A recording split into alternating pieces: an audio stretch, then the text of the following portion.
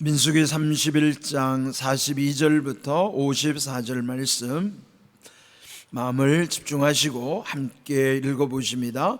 모세가 전쟁에 나갔던 자에게서 나누어 이스라엘 자손에게 준 절반 곧 회중이 받은 절반은 양이 33만 7,500마리요 소가 3만 6천 마리요 나귀가 3만 500마리요 사람이 16,000명이라. 이스라엘 자손의 그 절반에서 모세가 사람이나 짐승의 50분의 1을 취하여 여호와의 장막을 맡은 레위인에게 주었으니 여호와께서 모세에게 명령하신과 같았더라. 군대의 지휘관들 곧 천부장과 백부장들이 모세에게 나와서 모세에게 말하되 당신의 종들이 이끈 군인을 계수한즉 우리 중 한 사람도 축나지 아니하였기로 우리 각 사람이 받은 바 금폐물 곧 벌목고리, 발목고리, 손목고리, 인장 반지, 귀걸이, 목걸이들을 여호와께 헌금으로 우리의 생명을 위하여 여호와 앞에 속죄하려고 가져왔나이다. 모세와 제사장 엘르아살이 그들에게서 그 금으로 만든 모든 폐물을 취한즉 천부장과 백부장들이 여호와께 드린 거제의 금의 도합이 16,750세겔이니 군인들이 각기 자기를 위하여 탈취한 것이니라. 모세와 제사장 엘르아살이 천부장과 백부장들에게서 금을 취하여 회막에 들여 여호와 앞에서 이스라엘 자손의 기념물을 삼았더라. 아멘. 민수기 31장은 미디안과의 싸움에서 승리한 이후에 그 전쟁에서 얻은 전리품들을 분배하는 과정의 말씀입니다. 네, 지난 시간에도 말씀을 함께 나눈 것처럼 하나님께서는 그 분배 과정에서도 보면은 하나님의 공의를 그대로 지키시는 것을 우리가 깨달을 수가 있죠. 그래서 지난 시간에 본 것처럼 그 전리품을 먼저 반분했어요. 반으로 나누어서 그 절반은 전쟁에 참가한 군인들의 몫으로, 또 그 절반은 이스라엘 전체 회중들을 위해서, 또 그 중에서도 또 그 군인들은 자기들이 받은 몫에서 또 500분의 1은 하나님께 드리고, 또 백성들은 50분의 1을 하나님의 일을 감당하는 레위인들에게도 또 그거를 나누게 하는 것이에요. 네, 그런 걸 보면 하나님이 그 500분의 1, 50분의 1, 그러니까 500분의 1에서는 조금 적게 드리겠지만 또 50분의 1은 그 중에 또 많은 부분이겠죠. 네, 이렇게 기준을 삼는 것들 봐도 하나님이 얼마나 공평하신가. 그래서 그에 합당한 수고를 하나님이 인정해 주시고, 그리고 또 그에 대한 하나님의 은혜를 고르게 나눌 뿐만 아니라 모두에게 흘러가도록 이렇게 자상하게 세심하게 하나님이 그 모든 것을 말씀해 주셨다 하는 것이죠. 자, 오늘 주신 말씀은 이제 그 중에서 이제 49절입니다. 48절을 먼저 보면은 군대 지휘관들 중에서 천부장, 백부장들이 모세에게 나왔다. 이제 처음 이 성경을 보시는 분들 중에는 천부장, 백부장이 좀 어렵게 느껴지겠죠. 천부장이라면 1000명의 군사를 통솔하는 지휘관을 천부장이라고, 백부장은 100명의 군사를 통솔하는 지휘관을 백부장이라고 하는 거예요. 그러니까 천부장은 그래도 꽤 높은 직책이죠. 1000명을 움직일 수 있으니까요.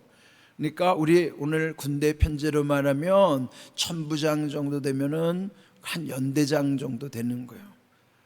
우리나라의 연대장은 계급이 대령입니다. 그런데 또 여기 한 백부장 정도 되면은 한 소령, 그 계급, 백부장은 한 중대장쯤 되는 거예요. 그러면 우리 계급으로 하는 좀 대위나 소령 정도 계급이 되는 거예요. 그래서 이 정도 비교하면 그래도 어느 정도 위치에 있는 지도자들인가. 그런데 그들이 왜 모세에게 왔는가? 그 보고하는 과정에서 아주 중요한 보고를 하는 거예요. 49절 모세에게 말하기를 당신의 중들이 이끈 군인을 계수한즉, 각각 자기들이 통솔한 그 군인들 있죠. 그런데 우리 중 한 사람도 축나지 아니하였기로. 축나지 않았다는 거예요. 전쟁에서 축나지 않은 게 뭐예요? 한 사람도 죽지 않았다는 거예요. 예? 여러분, 전쟁에서 어떻게 한 사람도 안 죽을 수 있겠어요? 그런데 하나님이 함께 하시니까 이 전쟁에 참여한 12,000명의 군인들, 그래 12,000명의 군인들 한 명도 죽지 않았다는 거예요. 그러니까 얼마나 감사한 일이에요. 그러니까 이들도 놀랬겠죠. 전쟁에서 돌아와서 다시 다 점검을 하지 않았겠어요? 그런데 병력 중에서 한 명도 죽지 않고 살아왔다는 것이죠.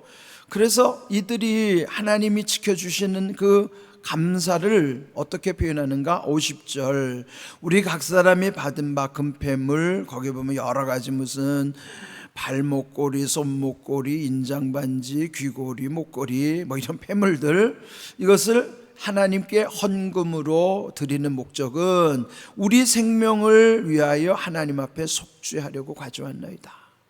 그러니까 속죄 제물로 갖고 왔는데 그 까닭은 우리의 생명을 지켜주시고 보호해 주신 것에 대한 감사함으로 속전, 그러니까 대신 드리는 게 속전이죠. 우리를 지켜주신 그 대신으로 하나님께 이 예물을 드리나이다. 그런데요, 그 과정에 액수도 대단해요. 거기 보면 52절 그 천부장 백부장들이 총합으로 갖고 온 것을 그 금의 무게를 달아보니까 16,750세겔이라는. 세겔은 이스라엘의 단위이기 때문에 우리가 잘 모르잖아요.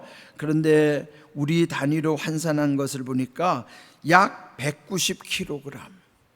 금이 190kg라면은 그게 여러분 별로 현실감이 없을 거예요. 제가 오늘 아침에 이게 금시세도 또 알아봤지 않았겠어요? 오늘날 이 금시세를 보니까 요즘 우리나라 1kg 금은요 7,550만 원쯤 한대요. 그러면 1kg에 7,550만 원 정도면 190kg면 얼마인가? 제가 계산기를 두드려 보니까 오늘날 시세로 따지면요 143억 4,500만 원어치. 143억. 여러분, 이게 얼마나 큰 액수예요? 예? 그래, 그들이 하나님께 이 엄청난 거를 속전으로 드리는 거예요. 그렇지만 생명과 그 엄청난 돈을 바꿀 수 있겠어요? 예? 성경도 한 영혼을 천하보다 귀히 여기시는 게 하나님 마음인데, 천하와도 바꿀 수 없는 생명과 이 돈이 지금 143억이라고 하는 것이 엄청난 돈이기는 하지만 생명과 어찌 바꿀 수 있겠어요? 그러니 우리도요 이 생명을 소중히 여겨야지. 억만금을 준다고 해도 한 생명과는 바꿀 수 없는 거예요.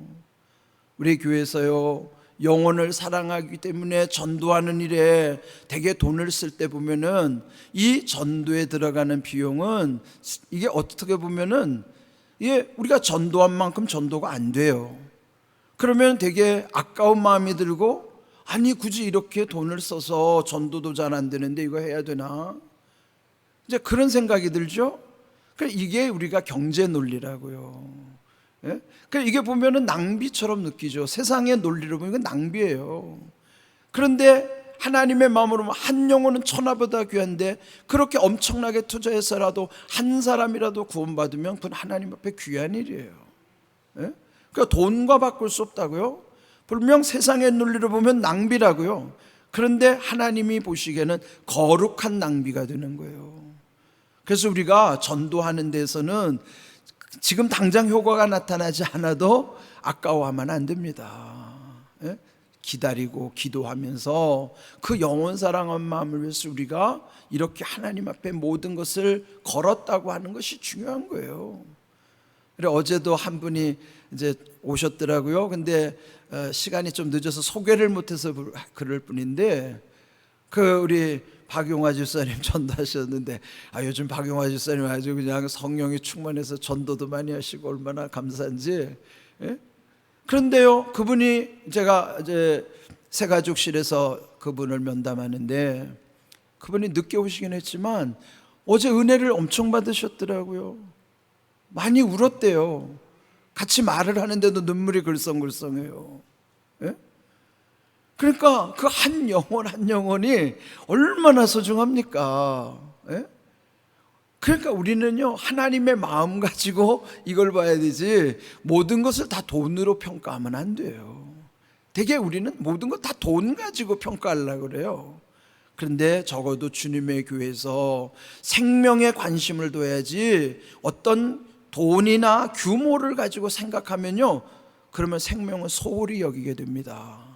제가 목회하면서 지금까지도 정말 감사한 것은요, 규모에 집착하지 아니하고 생명에 집중할 수 있도록 마음 주신 것이 감사해요. 예? 우리 교회는 앞으로 계속 하나님이 기뻐하시는 마음으로 가야지, 그저 교인 몇 명 더 늘리려고 이것을 어떻게 교회를 운영하고 경영하느냐, 경영 논리를 앞세우는 순간부터는요, 하나님이 기뻐하시지 않습니다.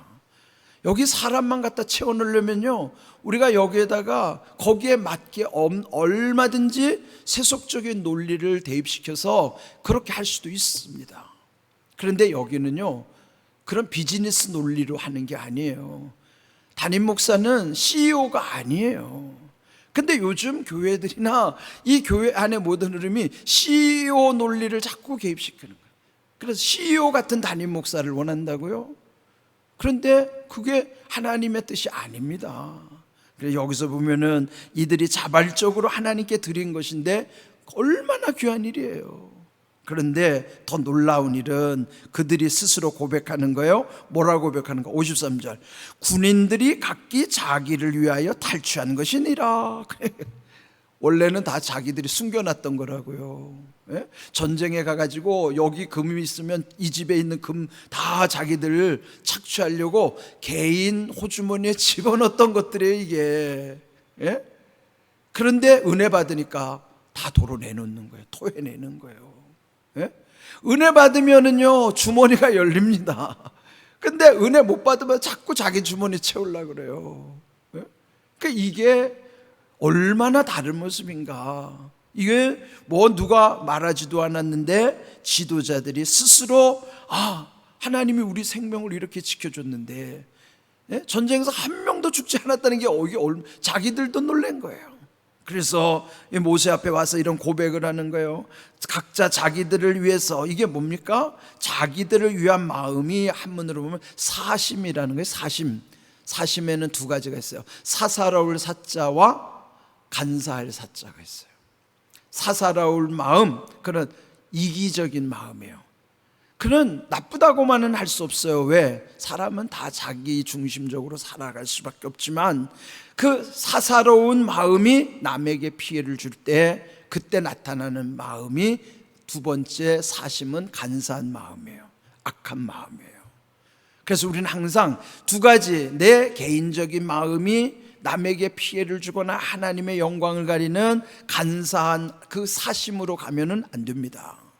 이거 조심해야 돼. 그래, 이들이 처음에는 그 사심, 개인의 이기적인 욕망을 채우려고 전쟁에 나가서 다 자기 호주머니 채웠어요.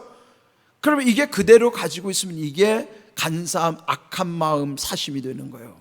그런데 이걸 다 토해내고 하나님께 오히려 다 헌물로 바치고 더 하나님의 영광을 나타내는 귀한 일에 쓰임받았다고 하는 것이에요.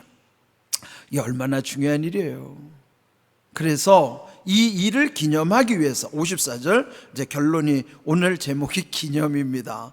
모세와 제사장 엘르아살, 천부장, 백부장, 그들이 내놓은 금, 그거는 결국 자기들의 사익을 취하기 위해서, 처음에는 나쁜 마음으로 가졌던 것들을 다 내놓은 것을 이제는 그 금을 취해서 회막에 드렸다. 뭐예요? 하나님 전에 드린 거예요. 하나님 전에 드려서 하나님 앞에서 그 자손이 대대로 기념을 삼았더라 하는 거예요. 기념이 뭐예요? 기념은 기록하는 것과 생각하는 게 기념이에요. 기록할 기자, 생각할 염자. 기념은 새겨서 기억하는 거예요. 생각하는 거예요.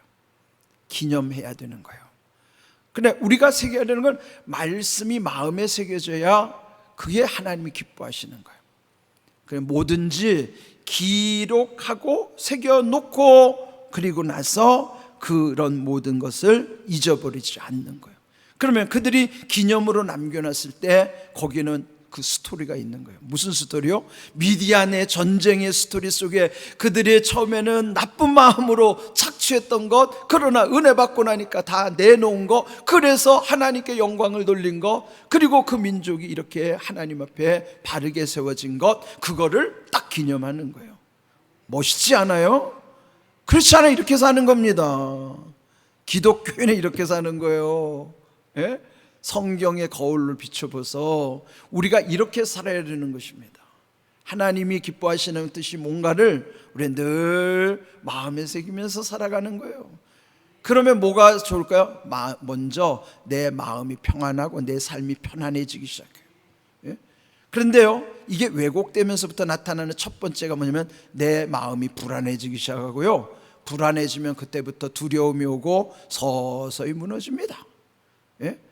그러니까 여러분, 마음의 평안함과 삶의 평강이 얼마나 중요한지 늘 기억하셔야 돼요. 예? 여러분, 나쁜 짓을 해보세요. 제일 먼저 가책이 오고요, 그때부터 불안해져요. 그래서 뭐가 하나만 딱 꺾이면 하나님 날 벌 주시는구나. 왜요? 양심의 가책이 스스로 무너지는 거예요. 예? 그런데 그런 일이 없으면 거리낌이 없다고요. 힘들면 힘든데 내가 안 좋은 일 똑같이 당했어요. 그런데 내 거리낌이 없으면 하나님이 이 속에, 고난 속에 뭔가 하나님이 더 큰 은혜를 주신가 보다, 그렇게 하죠. 근데 죄가 아직 있는 사람은 뭔 고난이 딱 뜨면 하나님 날 심판하시는구나, 그때부터 무너집니다. 그래서 우리가 하나님 앞에 거리낌이 없어야 돼요. 그러면 회개의 영으로 살아야 돼요. 예? 이렇게 두 가지 사심이 다 토해져 가지고 진심이 되어야 된단 말이에요. 하나님 앞에는 진심으로 나와야 돼요. 예?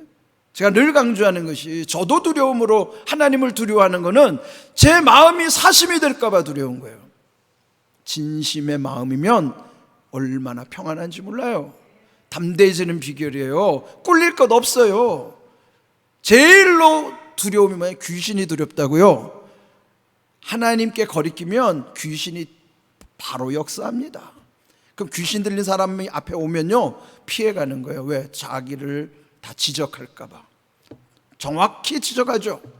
저는 목회 현장에서 그런 거 많이 봤어요. 귀신 들린 사람한테 창피당하는 장로도 봤고, 귀신 들린 사람한테 지적당하는 거, 그도 하나님의 심판이에요. 예? 그러니까 여러분, 귀신 들린 사람 앞에서 두려워하면은 내가 지금 뭔가 거리끼는 게 있단 말이에요. 그렇게 살면 안 되잖아요. 귀신 들린 사람 앞에서 담대해야지. 예? 그 귀신 들린 사람 앞에서 창피당하면 어떡해요? 그래서 내 안에 감추어둔 죄가 있으면요, 귀신 들린 사람 앞에서 자기가 스스로 두려움을 갖는다고 말이에요. 저는 그런 거 많이 봤습니다. 그래서 우리가 항상 진심으로 주님 앞에 나와야 되는 거예요. 그런 늘 기억하시고요, 우리 하나님 앞에 주시는 이런 평안함과 담대함을 기억하십시오. 그 비결은 하나님 두려워하는 길이에요. 늘 기억하시기를 주님의 이름으로 축복합니다. 아멘.